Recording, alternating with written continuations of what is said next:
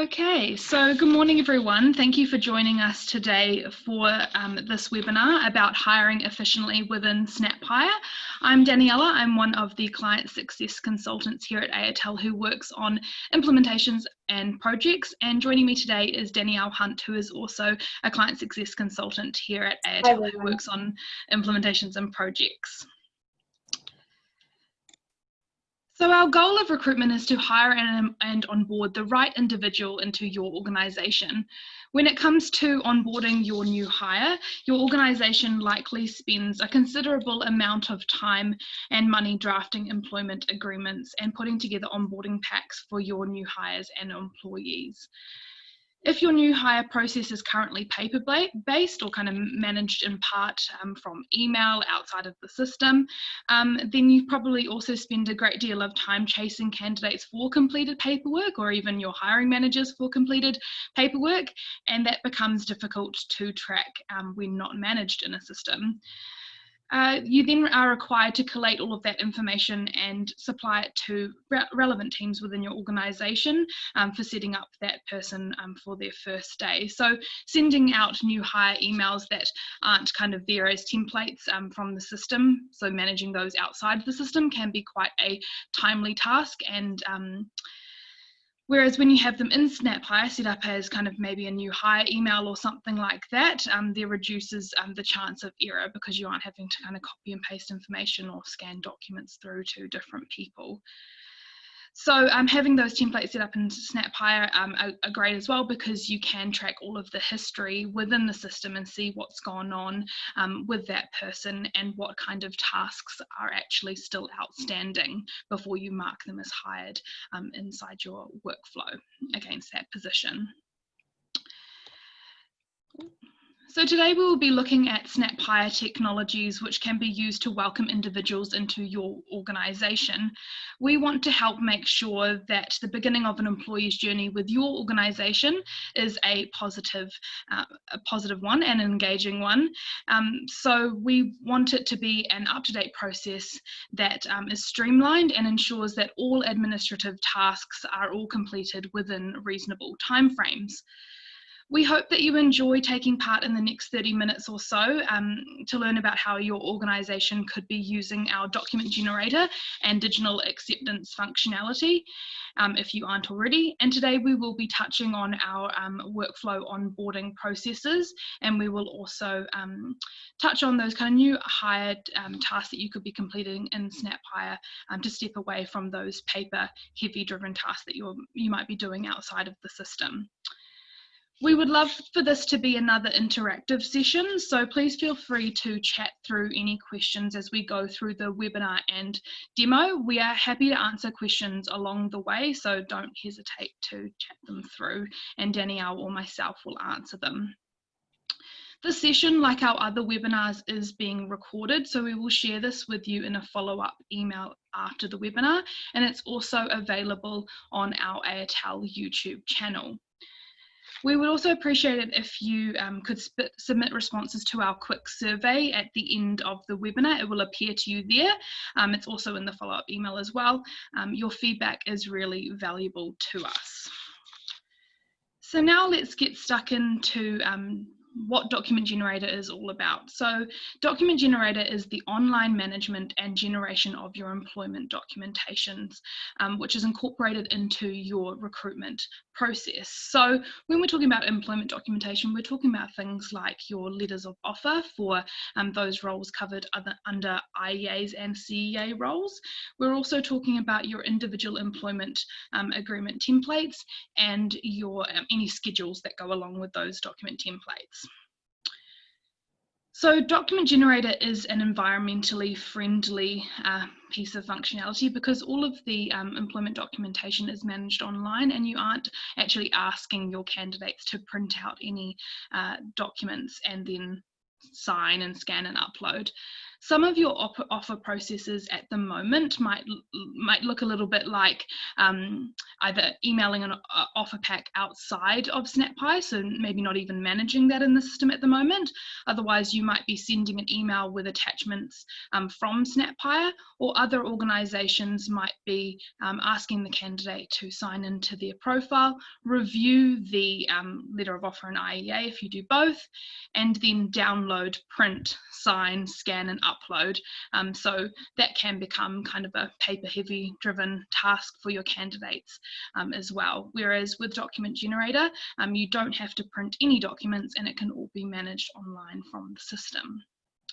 So as you can probably imagine, this saves a lot of time and reduces error. So our documents do generate in a PDF format to remove that ability for your users to adjust any of the content, which is quite important for those security reasons as well. And when they're viewing their documents, it's all secured by their own email and password with their profile on your careers website. So that only that person with access to those credentials can sign in and review their offer documentation and accept the agreement. With Document Generator as well, it does enable you to control the formatting and styling of your agreement. So you might find or have found in the past that sometimes different managers or people in your business might send out old templates which aren't up to date, which isn't ideal, with kind of old branding that doesn't match your current organization branding guidelines or your recruitment branding guidelines. So Document Generator is all set up so that your correct logos and fonts and color schemes are incorporated into the templates, and we manage that with our style sheet, which we set up for you in the back end. The suite of employment documents can be mapped to different workflows, which is quite good as well to kind of reduce the error. So you might have multiple workflows within your SnapHire system for different parts of your business, and we can map different templates to those workflows, so you can only generate certain employment agreements from certain workflows within the system. And lastly, you can use all of that valuable recruitment information that you have gathered within the system during the recruitment process to generate those details into your letters of offer and IEAs from the system. So again, you're not having to copy and paste different details from different systems or elsewhere. Everything that has been put into the recruitment process relevant to that candidate, that job and the employment agreement is all captured in your recruitment process, and then it pre-populates into the template, and you can see if anything's missing, if the candidate has missed anything, and the system will let you know kind of what's going on there. So we have what's called variable data, which are things that vary based on the candidate and the type of job, so things like candidate name or job title. And then also conditional criteria. So these are the different fields that we set up within your process to control different clauses. So for example, probationary period. If a user, when they're recording the offer details, said, yes, the probation period clause is applicable, then that would mean that it would pull through into the agreement. Whereas if we said it wasn't applicable, it wouldn't. So that's quite useful. So now I'm just going to jump into one of our demo sites to take you through a demo of this functionality. Again, if you have any questions along the way, please don't hesitate to chat them through. So hopefully you can all see my screen. This is one of our demo sites here with a test job with a couple of candidates sitting in the pre-employment check stage. So I've got my candidate here, and what I'm going to do is I'm going to take them through to our offer stage.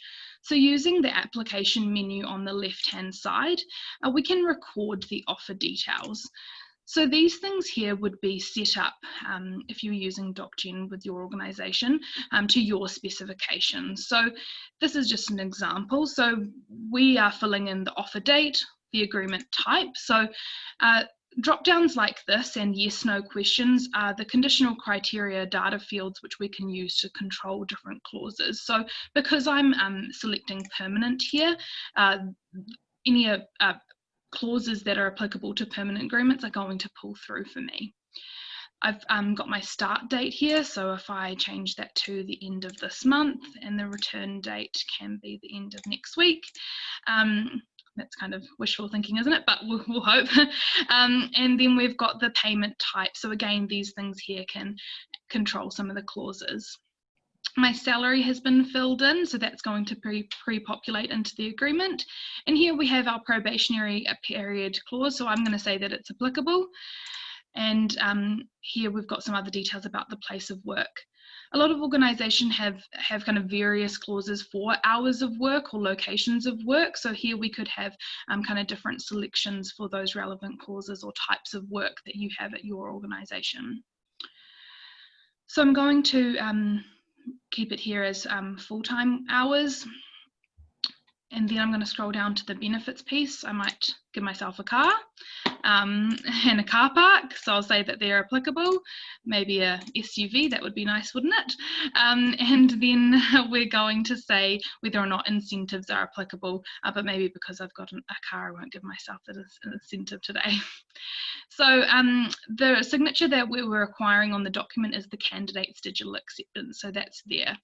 You can get your managers or any other kind of signatory managers to sign into the system to digitally accept the documents before you send them on to the candidates, but that's just up to you. So we would work with you on that if you want them to do that. Otherwise, like what I'm going to show you in a second, the signature font for the manager just appears in a signature font presenting the manager on the job that this candidate's being hired against. So because I've recorded these offer details, my candidate's moved into the offer stage. And here I can now actually generate my letter of offer. So this is our letter of offer generation. Here we can actually click to generate. And here we're going to be presented with all of our letter of offer templates that are mapped onto this workflow. So you might have various letters of offer templates that are here in this list. On this site, we just have one. So as you can see here, all of my kind of mandatory information that's pulling through into my document are these place markers here, and the values have been pre-populated from details that have been recorded against the candidate or in the recruitment process. So there's nothing that's missing, which is awesome, which means that I can confirm the document. If you'd like, you can preview the document. So again, it will preview in your PDF. So if I just click into that letter, this is just an example of letter of offer with some styling that we've set up, but of course this would be to your requirements with your logos, fonts, etc. You might have a cover page. But here you can see that my name and details has pulled through at the top. The title of the job has pulled through, the address of where I'm going to work, my start date. So all of those things that I filled in on the offer details. And then we've also got my remuneration, which I had filled in as well. And if we scroll down, we can see that the manager has their signature there in a signature font. So that was what I just mentioned before. If you didn't want the manager to have to sign into SnapHire and digitally accept the documents, you can already have their name in a signature font presenting on the document. And as you can see here, because I've not sent this on to the candidate yet, their signature has not pre-populated onto the letter of offer yet. So if I click confirm, I'm then going to click OK, and that's going to be saved against this candidate, and then I can move on and generate the employment agreement.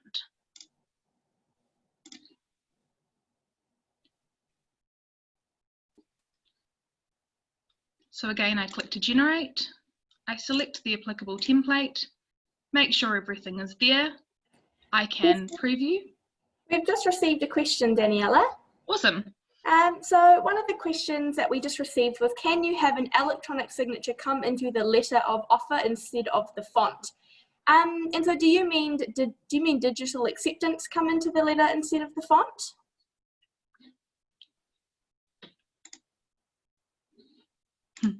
Image. Go ahead, Danielle. Oh, so I was just going to say that is a piece of functionality that some of our clients do actually use. So you can pull through an image of the signature should you wish to. However, we do recommend to make use of the digital acceptance functionality. It is a new piece of functionality that is quite a good piece of functionality, and also with the signature font as well. Did you have anything to add to that? Yeah, so that functionality with the image is actually something that we are retiring. Like Danielle said, it is something that some organisations are using, but it's something that we're retiring because we introduced the digital acceptance, which I'm going to show you in a second, which can be used for signing managers and also candidates. Definitely a lot more secure and less kind of upkeep and management, and you can actually track when that manager and when the candidate has signed in and digitally accepted the agreement, so it pre-populates with their full name and the date and time that they actually agreed to the document. So that's all tracked on the system. We have had a couple of other questions as well. So someone else mentioned, oh, we would want the image also. As Daniela mentioned, some of our clients do currently have that, but it is something that we are actually retiring. So it'll be unlikely that we'll be setting it up for clients moving forward. And the next question was, will it state electronic signed? So Daniela will show you what it will look like in just a moment, but it will state digitally accepted by name and date. So yes, it will say it's been digitally accepted. Awesome, thank you, Danielle. So now I've generated this employment agreement. We can preview it. So again, we can preview this template and we can see that some of those conditional criteria, so for example, the car I selected for myself, the car park, the probationary period, will have all pulled through into this agreement. So if I select this contents here, this has anchors in it, so you can click down to the relevant clauses, which is quite a nice experience for your candidates. And you can see here that the trial period clause did pull through because I said it was applicable. Now, if we scroll down, we can go down to the kind of car park and vehicle section here. And again, those pulled through because I had said that was applicable and I said this candidate was going to get an SUV with their package. Now, if we scroll down to the signature piece here, we can see again that the manager's signature font has pulled through and the candidate has not yet accepted these documents. So now if I jump back into the system, I'm going to confirm this document. And then I'm going to click OK. So this saves against the candidate and then we can put them through an approval process if you want to. So some organisations get the details of the employment agreement approved before they send that on to the candidate. Others record the offer details and generate the agreements like this site and then send them on to the approval users to approve. Others don't need to use the approval processes. So again, that's up to you, completely configurable to your requirements, and you could have different processes set up for different workflows.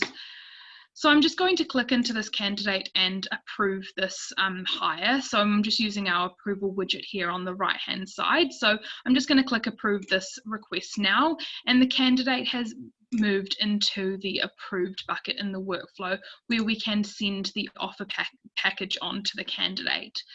So if I select the candidate again and then use the offer menu here and then send the offer to the candidate. The candidate's going to be moved into this offer review bucket, so the candidate is reviewing their offer. We have to make sure that the agreements have been generated, otherwise they wouldn't have anything to click on when they're reviewing their offer. They then get an email which asks them to sign into their unique profile to review their offer details. So I'll click OK and do that, and then I'm just going to jump into another browser to act as the candidate to digitally accept the agreement. Cool. I think a question's come through before I jump in as a candidate. Yep, so can the letter and the IEA just be one document? So yes, your templates can basically be what you would like. So if you would like the IEA and the letter of offer to be one document, we can definitely configure it that way. Something to note, however, though, is that the candidate only digitally accepts the documents once in only one place. So for example, you could have the IEA information at the top and then the letter of offer information just after that, and then an all-inclusive clause down the bottom, for example. Perfect. So I'm just going to jump into my candidate profile here. So if I had, when I received that email and clicked into that link and signed in with my details on your careers website, I would be taken directly to that job that I'm being hired on from that quick link in the email. So if I scroll down here, we can see that the job we're being hired against is this demo administrator role. And then we can present to the candidate a blurb here to say, congratulations, we're delighted to offer you this role at this organisation. And this can be whatever you'd like it to be. Some organisations kind of put in other kind of videos or images and things like that as well. So we can click into the employment documentation button, and here we can review the documents that we just generated, and then we can review the position description which was loaded against the job. So you can have that all present, and you're not having to worry about, you know, finding those details and then sending them on. They're already there in the system, so you can just pull them through if they've been recorded previously. Once you've reviewed your documents and you're happy to accept, you can click into the I accept this offer of employment. Just before you accept, Daniela, we've just had another question come through. So the question is, are we able to attach extra documents? We send the CEA booklet for our clinical staff, e.g. registered nurses with their contract. So the answer to that one is yes. So we can present the CEA booklet or any other sort of documentation that you would like the candidate to view. So the screen that Daniela is on now, you may wish to present it in this screen here so they can view the document as a click here link, just like the letter of offer. Or you may want to present it as a separate button so they can actually click on that button and then review the documentation there. Awesome, yeah, and definitely with those different types of roles, so roles covered under CEA versus IEA, you can present those different documents based on that job. We have what's called job families within the system. So if you've said that this job is IEA, then the IEA documents and additional things will appear to the candidate. But if you said it was CEA, then that CEA booklet could pull through, and maybe even the union form if you're presenting that to them, if they want to join the union. So there's definitely different ways within SnapHire that we can control different information presenting to different types of candidates. And you could also have other selections, so kind of drop down boxes to say maybe they get this benefits package or something like that, like an additional document, and that could present here in your documents if we'd said yes, for example. So we can definitely work with you on how to manage that within the system. So now I'm going to scroll down and digitally accept this agreement because I'm happy with all of the terms and conditions. Now, if you wanted to, you don't have to have these buttons in a two-step phase, so it doesn't have to be employment documentation and then I accept this offer. Some organisations definitely quite keen to have as little clicks as possible for their candidates, so they might just manage the whole piece here in this I accept this offer of employment button, for example. So if I scroll down here, we do force the candidate, you don't have to, but we do like to kind of force the candidate to do something on this action. So typing in their first name, for example, to say that they do accept, but it's actually only when they click the submit button here that those PDFs that we generated are going to be updated with the digital acceptance stamp. So it does take a few seconds because it is updating those PDFs, and then we can click close. Scroll down, and on this site we've moved directly on to onboarding, but we can see here in this accepted employment documentation button that we've got these documents here which now have our digital stamp on it. So if I click into this letter of offer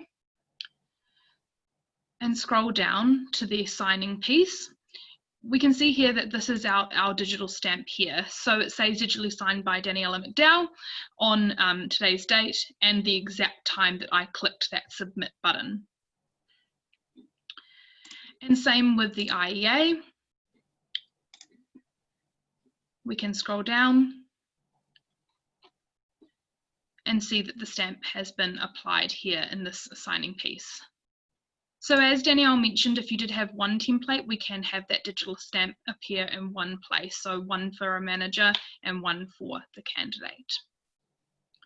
If there's any questions about the generation or this type of project, then feel free to send them through. I am going to move on in a second to our onboarding portal and give you a little bit of a demo of that. Please note with our document generator, it is kind of one of the bigger projects that Danielle and I, side of the team, the client success team here at ATL, work on. It is a chargeable project because of the time it takes to actually configure your templates within DocGen.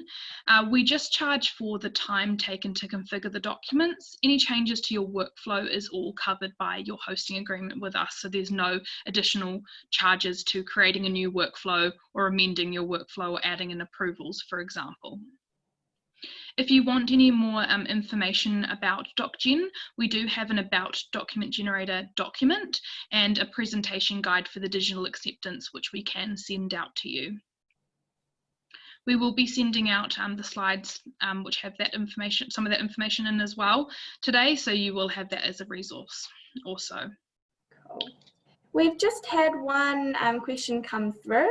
So what happens when a candidate does not return the contract by the return date? Good question. So we would work with you on how to manage that within the system.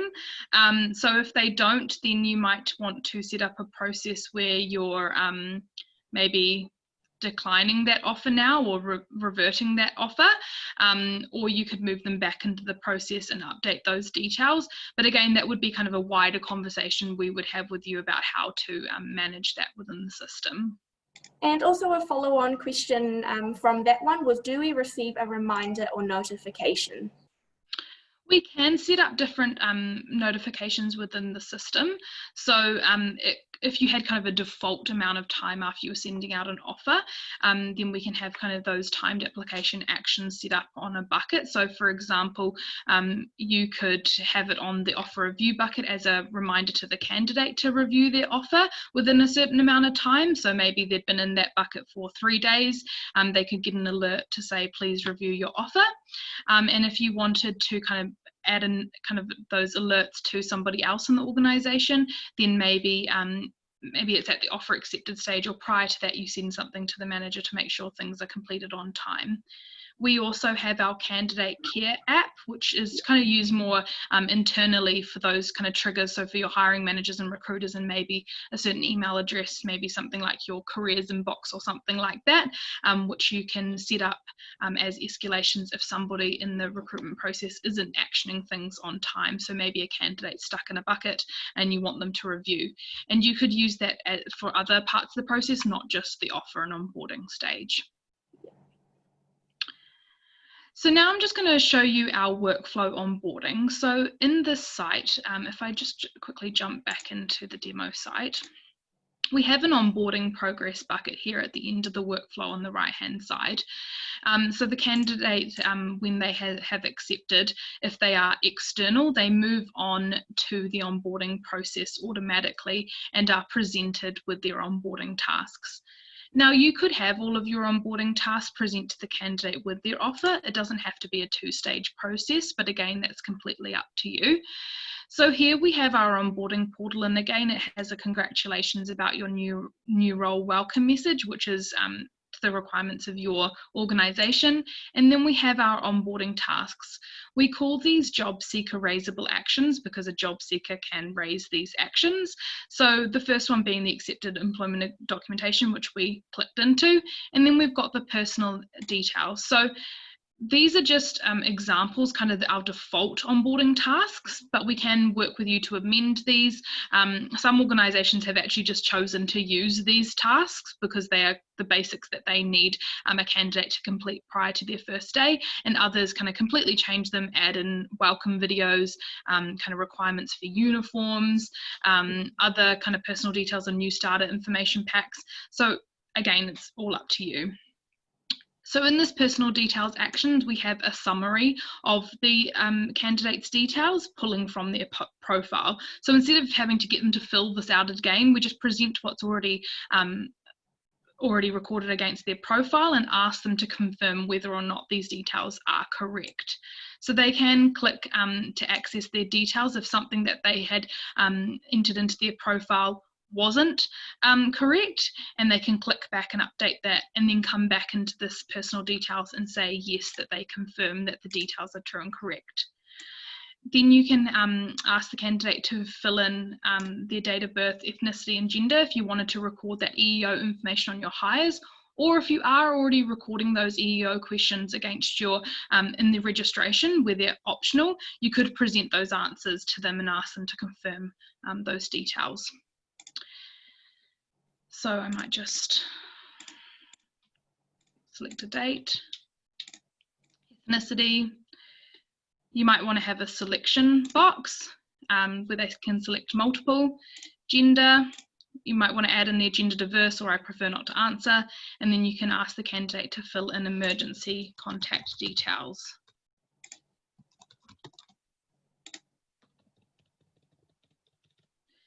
And then click submit. Oh, it's not a valid phone number.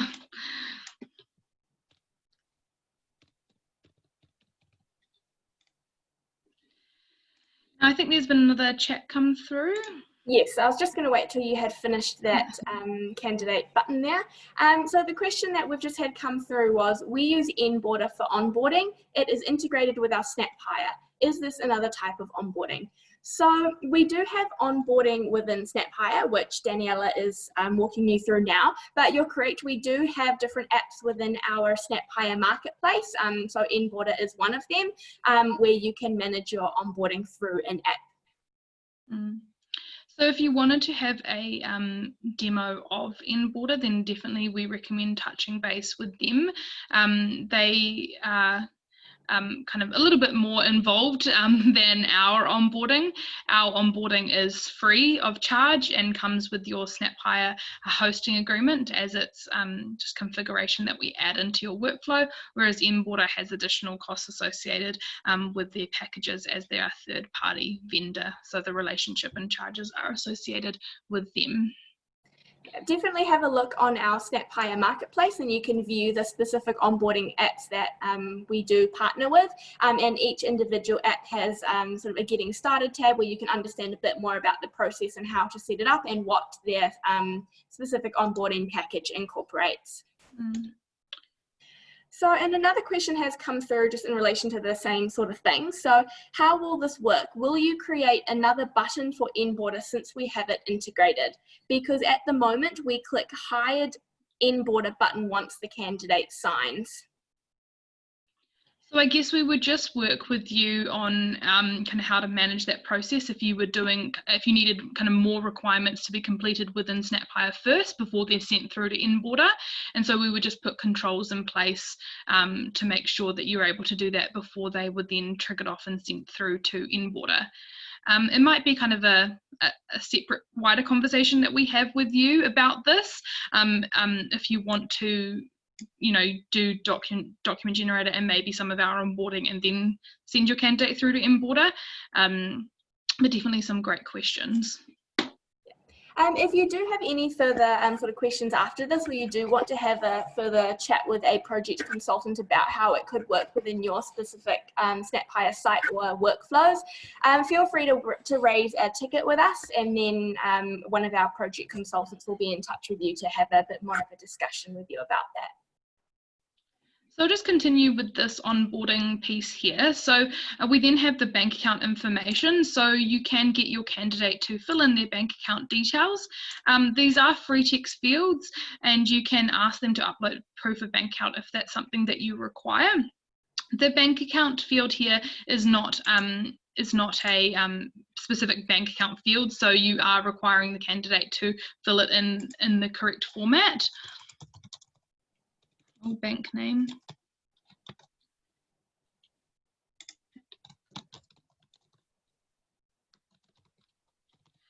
And then click submit. And then you can move through and do your Kiwisaver declaration. So we can present the details of the Kiwisaver site and those forms. And if you want to, even though the candidate is filling the details out on the form, if you want it for your own ease of use to pull through that information and send it in an email, you could ask these questions here to say, are they eligible? Are they existing member? And their contribution rate, for example. You can then move on to the tax code declaration, so your IRD details. Now, if you are managing contractors in your system, you could have your IR 330C form here, present to just contractors. Again, you can fill in the number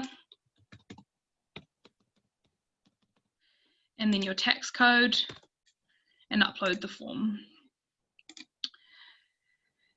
You then have an I'm finished action, so you get a checklist here to kind of present to the candidate what tasks they have submitted or what might be incomplete. So if they haven't submitted a task, then it would say incomplete here in the checklist, and they're asked to go back and fill those details in.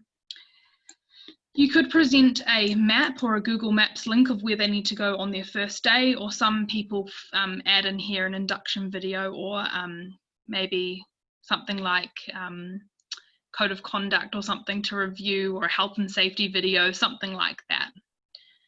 Now, if I click submit, that can send an automatic email to the manager or the recruiter on the job, letting them know that this person has completed all their onboarding tasks. And if we jump back into SnapHire, at this stage they are actually moved into the hired stage, and so they now have become an internal person because they're now an employee at your organization. So if they did miss something, or they call you and say, oh, actually something in there was incorrect, all you would need to do is actually send them back to the onboarding in progress bucket, where all of those tasks would be available to them again, and they can amend those details. We've just had another question come through, and the question is there no started bucket? And by started, I'm assuming you mean sort of onboarding has been started, or but if I'm wrong about that, feel free to chat through and correct me. But we can set up your onboarding process sort of how you would like. As Daniela mentioned, some clients do like to have an onboarding in progress bucket and an onboarding completed bucket. But yeah, we can definitely sort of set it up and add in or remove buckets sort of as you wish.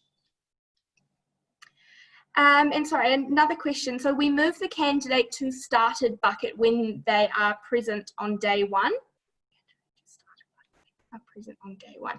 Do you mean sort of a hired bucket? Is that what you're meaning?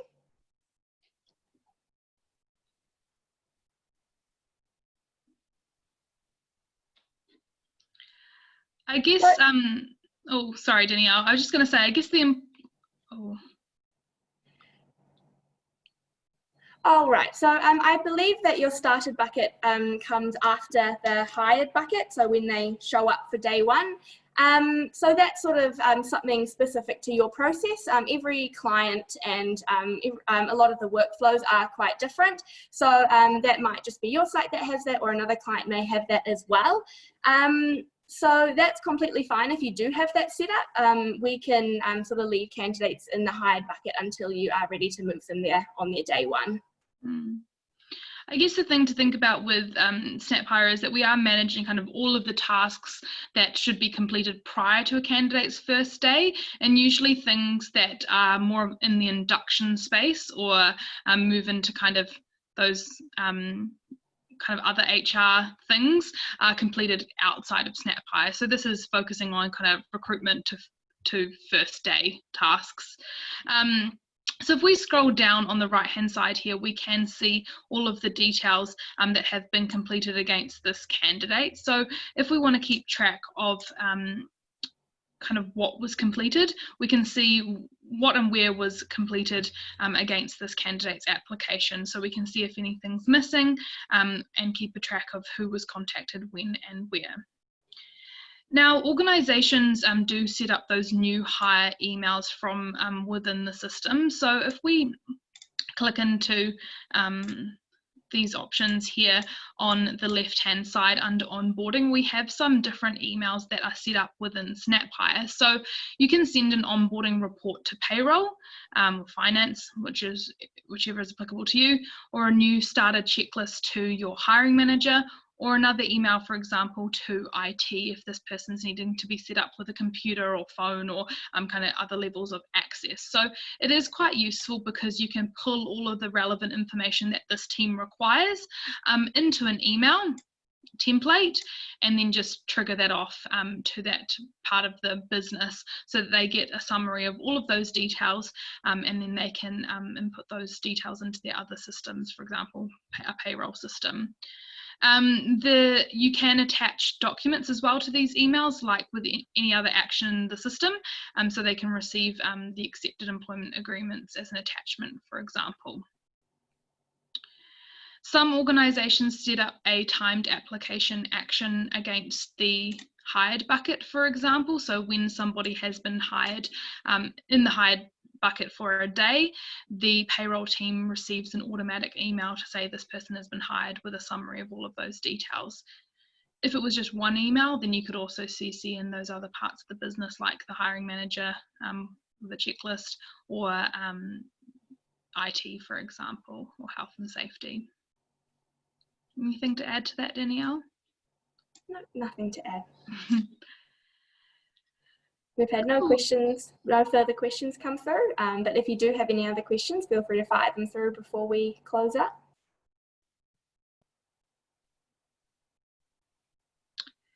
So if you are interested in implementing Document Generator or onboarding, then please don't hesitate to get in touch with us. If you're wanting to get a quote for what the Document Generator project might cost you, then we would recommend that you send through all of your up-to-date agreements that aren't going to change in the near future, and we can review them to provide you with a statement of work to be signed before the project commences.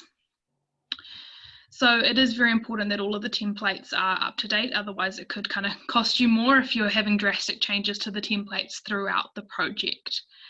If you want to start an onboarding project, so they don't have to be together, they could be separate, we would just need to know what onboarding tasks need to be completed for what types of candidates. So if you can send through those onboarding packs and identify maybe internals get these documents or externals get these ones, casuals versus contractors, for example, then somebody can start that conversation with you and get that project going.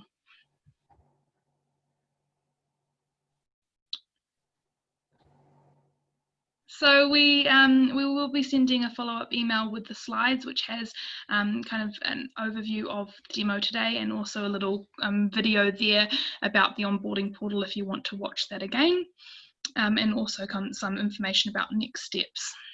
So we hope you have found this session useful, and yeah, please answer the feedback at the end of the webinar. The survey at the end of the webinar. We appreciate any feedback. Brilliant, thanks everyone. There seems to be no other questions come through, but if you do have any last minute ones, feel free to quickly send them through. It doesn't look like any. Just had a thank you, have a good day. So thanks to you for listening as well, and we hope you have a good day as well. Yeah. Cheers. Thank you very much, everyone. Thanks, everyone.